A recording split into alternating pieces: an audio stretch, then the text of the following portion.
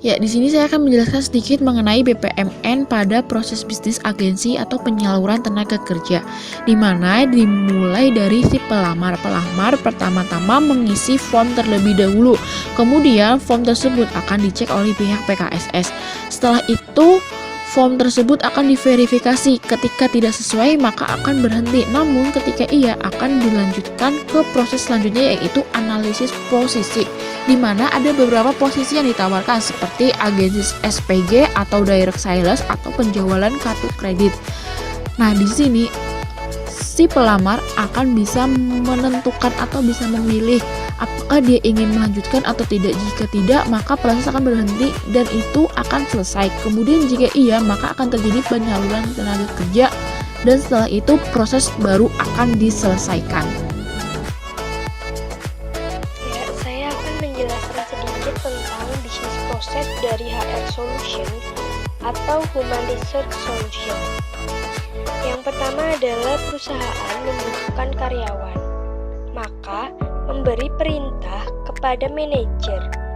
Jika perintah tidak sampai, maka gagal. Jika pemerintah sampai, maka manajer mengevaluasi, lalu memberi perintah kepada bagian pendaftaran atau bagian rekrutmen. Di sini, pada bagian ini, menerima permintaan manajer lalu membuat surat tembusan dan membuat dokumen untuk pelamar. Jika tidak dilakukan, maka penerimaan gagal.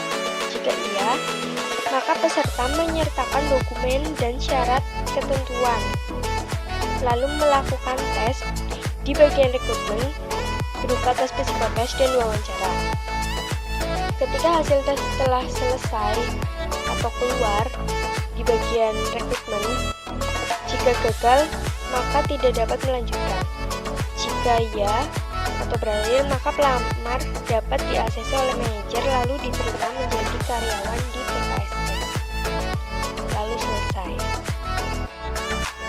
Oke, di sini saya akan menjelaskan tentang gambaran BPMN pada event organizer di PT PKSS Purwokerto.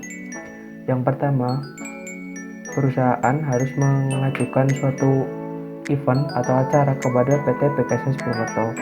Setelah mengajukan acara, PT PKSS Purwokerto mengirimkan suatu form pengisian tentang event apa yang akan dijalankan.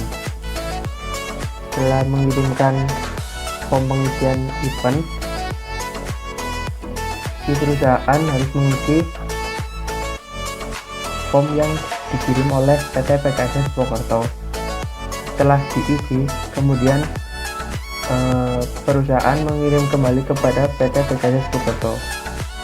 Selanjutnya, PT PKSS Purwokerto mengirimkan suatu rincian biaya selama event yang akan berlangsung kepada perusahaan. Apabila perusahaan setuju dengan rincian biaya yang telah dibuat oleh PT PKSS Purwokerto, maka selanjutnya tim dari PT PKSS Purwokerto akan bergerak menuju lapangan untuk mengikuti acara yang diajukan oleh PT atau perusahaan.